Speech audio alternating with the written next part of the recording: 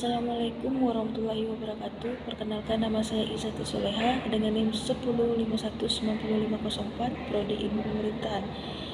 Baiklah, di sini saya akan membahas pelajaran pada kelas khusus bahasa Arab pada hari ini. Yang pertama, belajar tentang kalimat sapaan dalam bahasa Arab. Kalimat sapaan dalam bahasa Arab selamat pagi yaitu Sobahul Khair dan jawabannya Sobahan Nur. Kalimat sapaan selamat siang dalam bahasa Arab itu Naharuka Said dan dijawab dengan Naharuka Said. Kemudian kalimat sapaan selamat sore dalam bahasa Arab itu adalah Masahul Khair dan dijawab dengan Masa'an Nur. Kemudian untuk menanyakan kabar dalam bahasa Arab itu Kaifa lukum, Kaifa lakum, yang mana artinya bagaimana keadaanmu dan bagaimana kabarmu, dan dijawab dengan Alhamdulillahil khair. Baiklah, lanjut pelajaran yang kedua, yaitu belajar tentang angka-angka Arab. Angka-angka Arab dalam bahasa Arabnya yaitu Al-Adadul Arabiyah.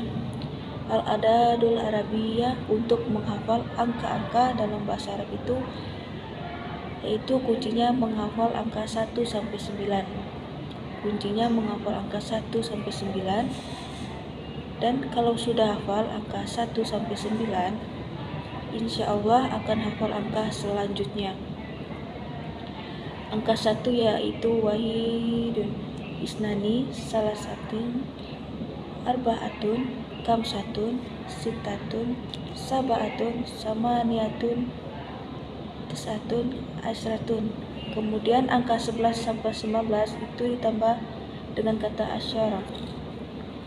Angka 11 itu ahad asyara, angka 12 isna asyara, angka 13 itu salasata asyara, angka 14 arba'ata asyara, angka 15 kamsata asyara, angka 16 sitata asyara, angka 17 sab'ata asyara, angka 18 samaniyata asyara, kemudian angka 19 itu tis'ata asyara, dan angka 20 isruna.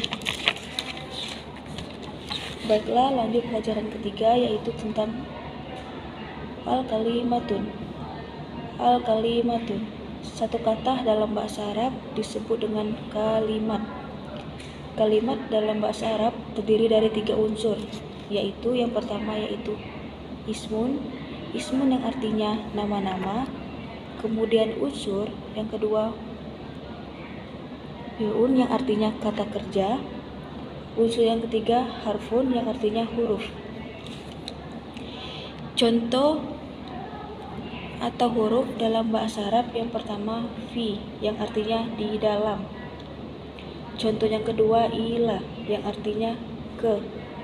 Dan kemudian contoh yang ketiga aina yang artinya di atas.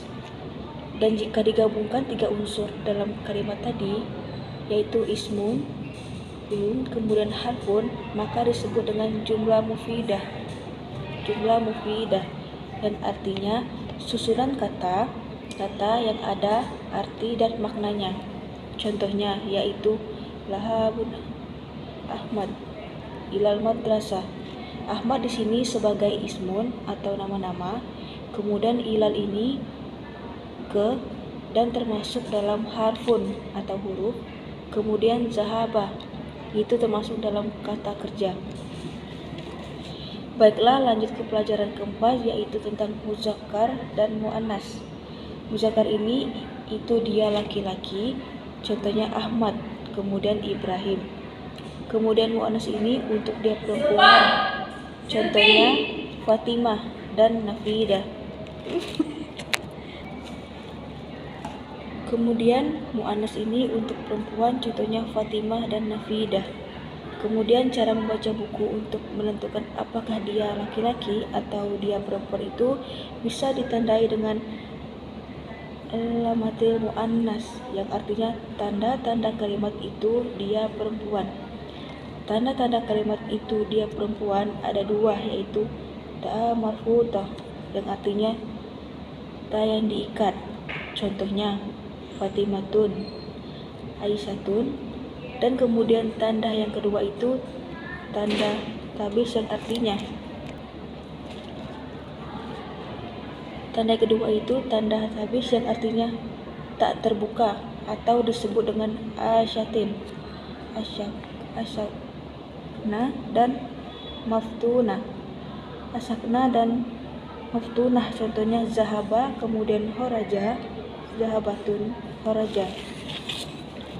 Baiklah, lanjut ke pelajaran yang kelima, yaitu tentang mufrad. Mufrad ini artinya satu.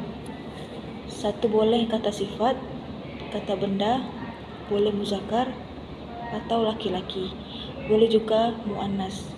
Contohnya Ahmad, kemudian kitabun, kemudian muannas. Musannas ini artinya dua. Kalimat musanna ini ditandai dengan huruf alif dan nun. Huruf alif dan nun contohnya kitabun, kitabani. Kemudian yang kedua saburatani, kemudian muhammadani. Kemudian lanjut jamak ini artinya lebih dari dua. Jamak ini terdiri atau terbagi menjadi tiga, tapi yang dipelajari hanya dua. Jamak yang pertama itu jamak muzakkar salim atau jamak khusus laki-laki. Jamak ini ditandai dengan huruf waw dan huruf nun. Contohnya mukminah, kemudian contoh lain muksimunat. Kemudian yang kedua yaitu muannas salim. Yang kedua yaitu jamak muannas salim, jamak khusus untuk perempuan.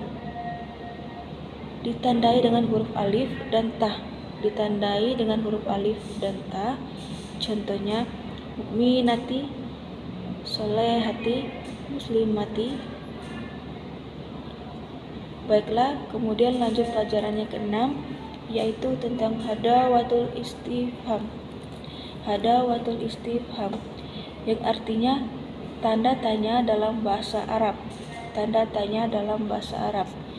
Dalam bahasa Arab, tanda tanya ini terbagi menjadi 9, yaitu yang pertama man yang artinya siapa, kemudian min yang artinya dari mana, kemudian aina yang artinya di mana, kemudian kaifa yang artinya bagaimana, kemudian ma yang artinya apa, dan kemudian hal yang artinya apakah, kemudian kaum yang artinya berapa, kemudian mata yang artinya kapan, kemudian yang terakhir limaza yang artinya kenapa.